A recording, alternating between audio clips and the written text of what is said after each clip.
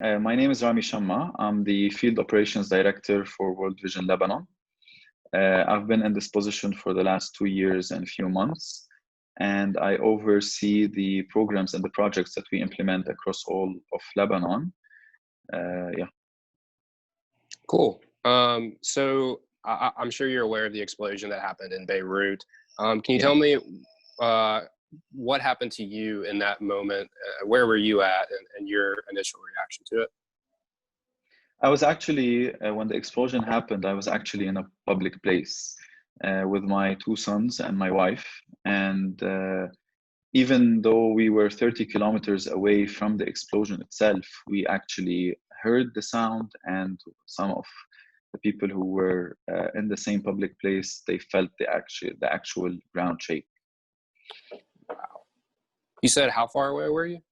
30 kilometers. And actually today I went to the scene, like to the place where the explosion happened, and next to it I even went to a radius of around 15 kilometers into Beirut and into the inner side of Beirut, and there was still impact from different houses, different shops, even our office, which is located closely between 12 to 15 kilometers. We had some windows actually that were broken. Wow. So I did want to ask, like, how widespread the damage and the injuries and the deaths are. I saw that the New York Times reported 137 deaths. Can you describe how widespread it is, just in the general, where it's the worst? How bad is it? So the port is located on the seaside of Beirut, next to the silos, close as well to the Beirut waterfront, it's called. And this is the main port for Lebanon, all of the imported goods that we get from abroad. And we are an economy which actually relies on imported goods come through this port if it's coming through the sea. So it is basically in the middle of Beirut. It's close to downtown Beirut, which was also part of the Beirut that was destroyed in the Lebanese Civil War. So the images that you are seeing on the news and the videos that we saw pretty much bring us back 15 or bringing us back to the 15 years civil war that took place. And it's just the small detail of that we don't have bullets in the buildings, but everything else is shattered on the ground. Even the images for the at the beginning of after the explosion directly, they were terrifying. I mean, many people who were not in the scene per se or in the place of the explosion have not felt the impact of it until we started seeing the videos of the destruction. And the next day, people woke up to a totally destroyed city. And it was very emotional for a lot of people. As you mentioned, the death toll until now, it's 137, and it's expected to get higher. There are tens and hundreds of people who are still missing. We have more than 5,000 injuries in a medical system that is already weak, that has been on spike for COVID-19 cases, but at the same time, there were four hospitals that actually were damaged by the explosion itself. So even the capacity at the hospitals on that night was overwhelming for a lot of people, and many people had to wait in turn to get to seek medical support. I noticed that there's 3 different emergencies that were impacted by the explosion. It came from a press release from World Vision. It said the Syrian refugee crisis, the economic crisis, which you've already discussed, and the COVID-19 crisis. Can you explain how bad this is when they're combined, or what challenges are faced by these people dealing with so much at once? I'll tell you one sentence I've heard from a lot of my friends who are living in Lebanon. They said, "What a year for 2020. Why is everything bad happening to us in this year?" I mean, the Syrian refugee crisis has been present since 2012, true, but it has been a protracted crisis. So the impact of it is visible every single year. In 2019, in October, when the revolution started, many people started losing their jobs. The economic situation get deteriorated in a very fast pace. From October 17 until the end of May, it is calculated to have 470,000 people that were out of job during this period of time.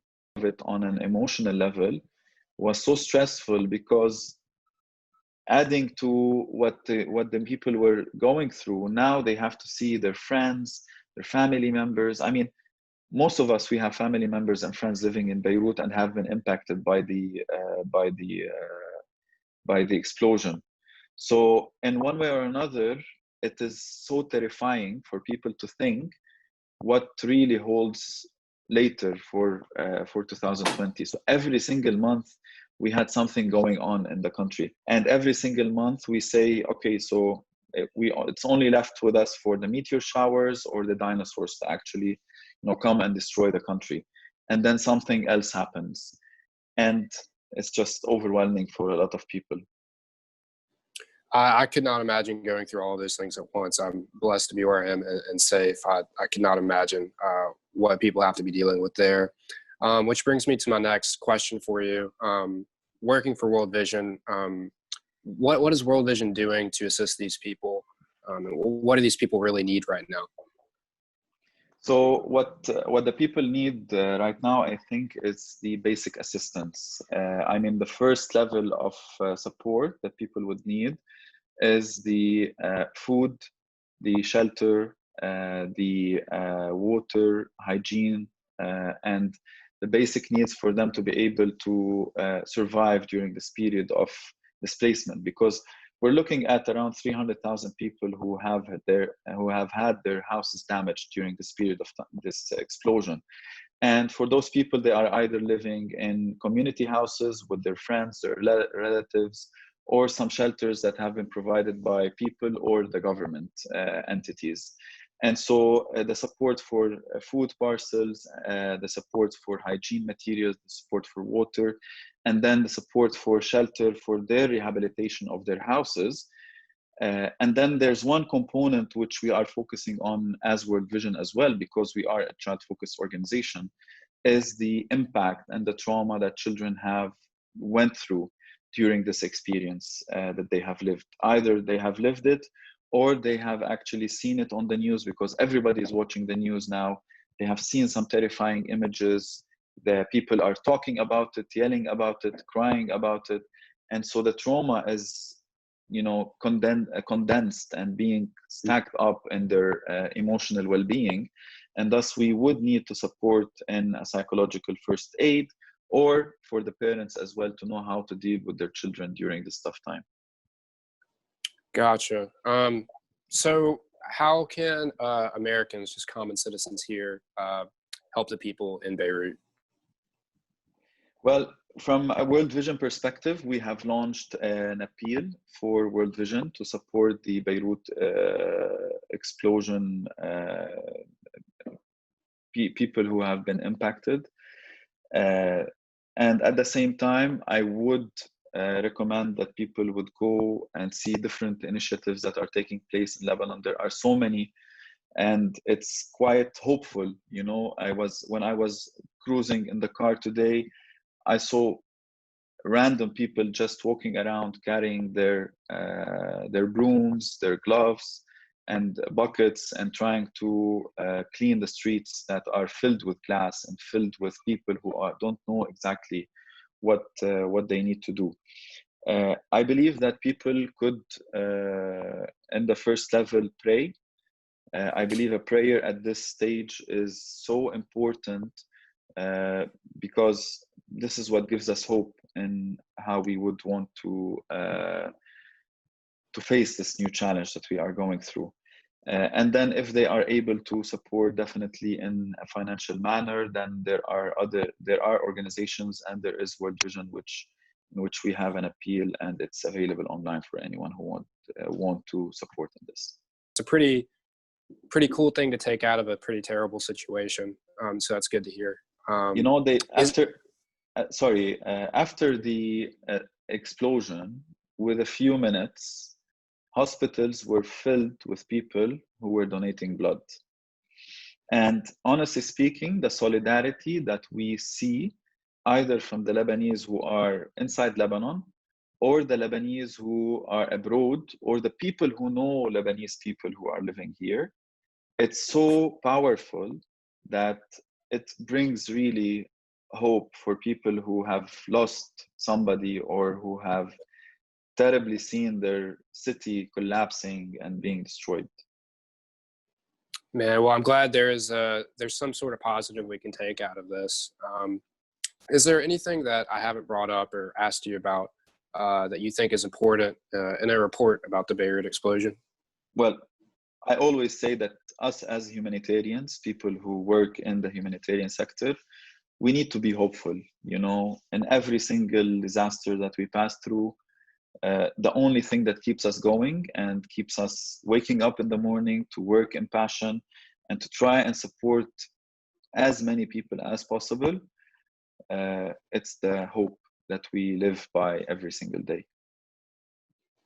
So Awesome. the more that we get positive energy from people like you and like the sense of solidarity that we are feeling from the different individuals, groups, countries, all of the people in the world in general, this is what gives us hope to say that we are part of humanity altogether. Awesome.